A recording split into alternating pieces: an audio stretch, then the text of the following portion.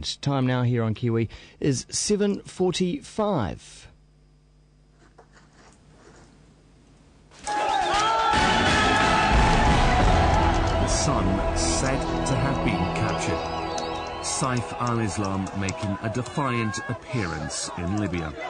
Yes, it's Eye on the World with Salwan Manning with a very, very fast-moving topic this morning. That is Libya. In fact, I could hear Salwan tapping away on his keyboard just then, furiously writing out the latest updates. Yes, I was, Glenn. Yeah, what's going on?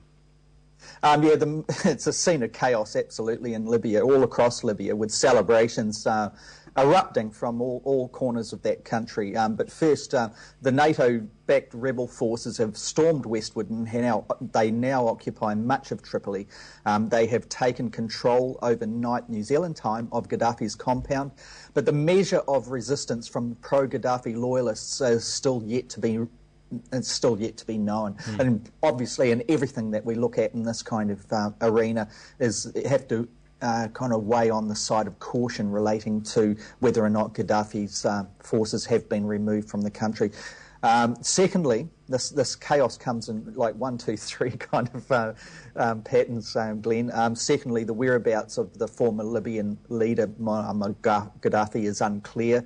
Rumours, I was speaking to a person from Al Jazeera yesterday, and rumours are rife that right around North Africa that Gaddafi has fled Libya for Algeria. Others say he's in other locations. Others say that he is remaining in a secret location inside Libya, waiting for his loyalists to basically rise up again and retake the capital. So, and the other part, of course, was yesterday this very strange event that happened where the International Criminal Court had confirmed that Saif al-Islam, who is Gaddafi's son, and is also wanted for crimes against humanity, that Saif al-Islam had been taken into custody by the rebels and was apprehended. Now, late last night, yesterday afternoon, New Zealand time, there was these scenes coming out of Libya, out of Tripoli, that Saif was actually parading around the streets of Tripoli. He had been let out of custody by the rebels, and he was suggesting in video clips that there were pro-loyalists that had infiltrated the rebel forces, if you like. Which I guess in some ways doesn't sound too exaggerated, but there's a clip here that this shows parts of the scene, Glenn. The sun said to have been captured. Saif al-Islam making a defiant appearance in Libya. His early morning meet and greet quashes reports from rebels backed by the International Criminal Court in The Hague that he was in custody. The visit to Tripoli's streets, he said, showed that the backbone of the rebels had been broken. We are here. This is our country. This is our country. These are our people, and we live here and we die here, and we are going to win because the people are with us. That's why we are going to win. Look at them in the streets, everywhere. Both sides claim to hold the capital on the verge of victory. Muammar Gaddafi's supporters, as well as his son, are on the streets, where it seems they are outnumbered by rebels. The whereabouts, though, of the 69-year-old dictator remains unknown. The rebels would be wondering who they can trust if they can't trust people within their own ranks.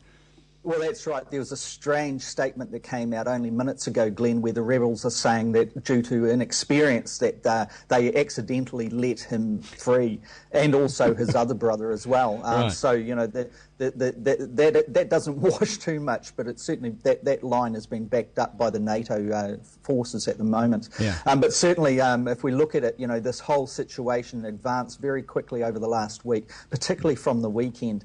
That NATO airstrikes, they paved the way for rebel forces to sweep into Tripoli.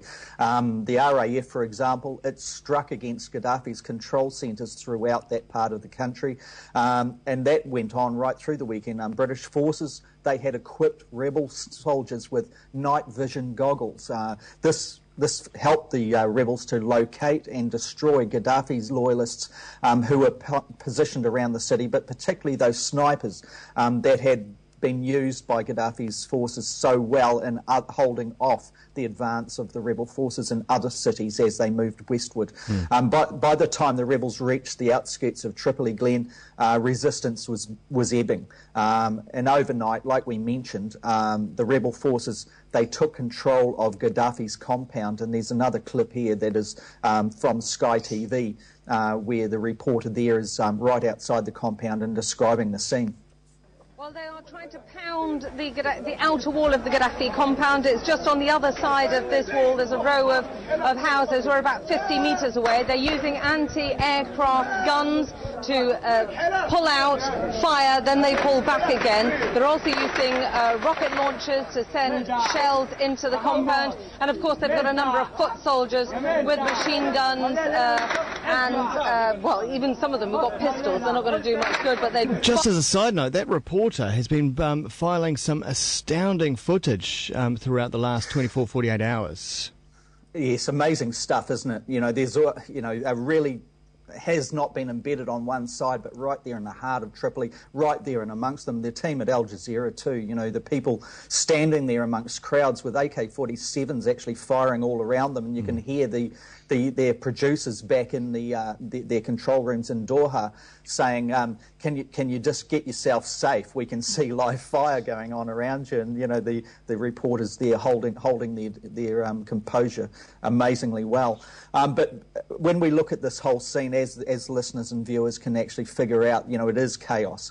And we can report that Britain is preparing to send in a stabilisation team to assist the Transitional National Council, or what is referred to as the TNC, to control Libya. And the TNC represents the rebel forces and is the body of that most in the West, most of the Western leaders are hoping will be able to house those, if you like, hold those that are going to end up being Libya's new leader and government.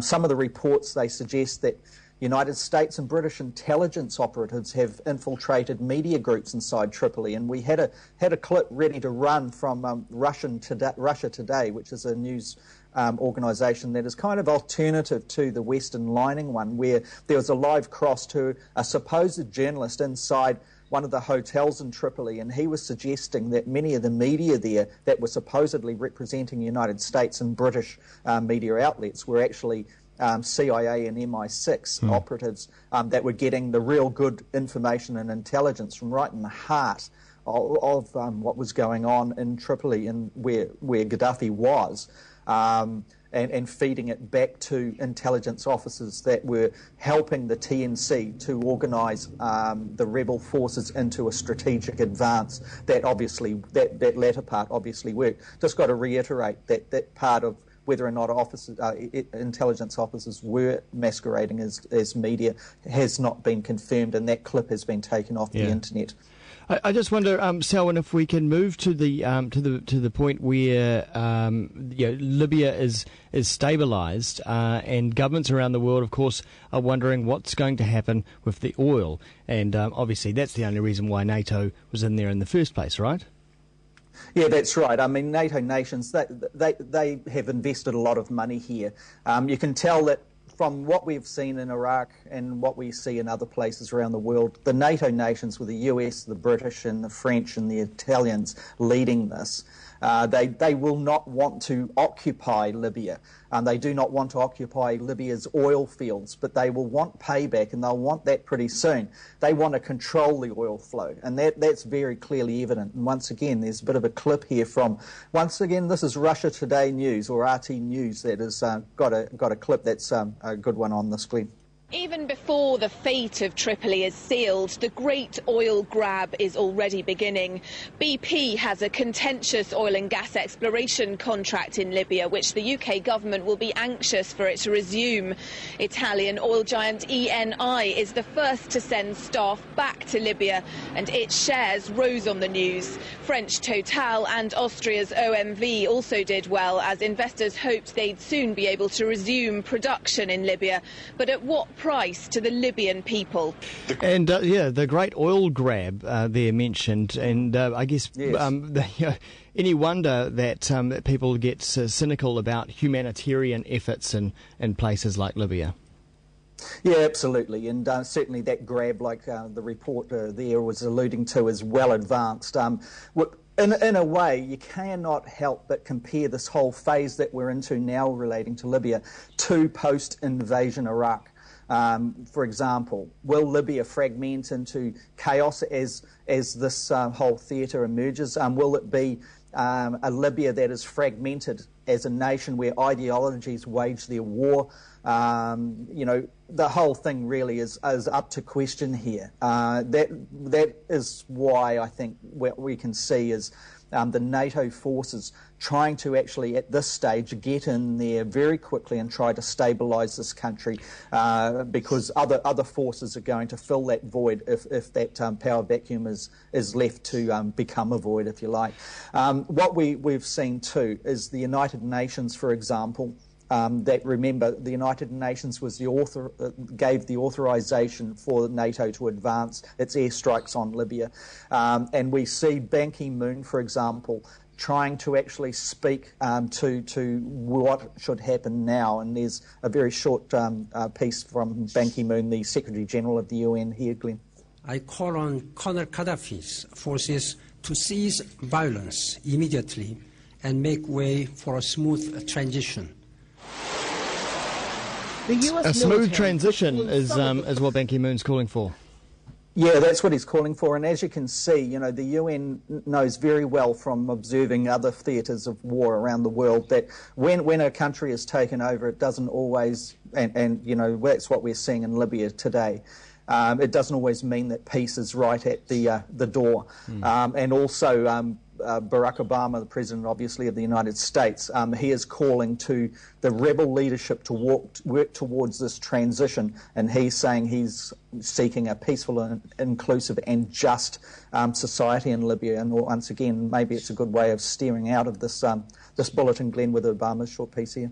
The rights of all Libyans must be respected. True justice will not come from reprisals and violence. It will come from reconciliation and a Libya that allows its citizens to determine their own destiny.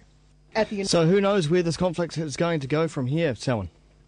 Yeah, only time will tell, Glenn. Only time will tell. Selwyn Manning over at scoop.co.nz, where you can see this as a video once more, with all the notes to everything we've been talking about and links as well. Selwyn, thanks, and see you next time. Okay, Glenn, take care.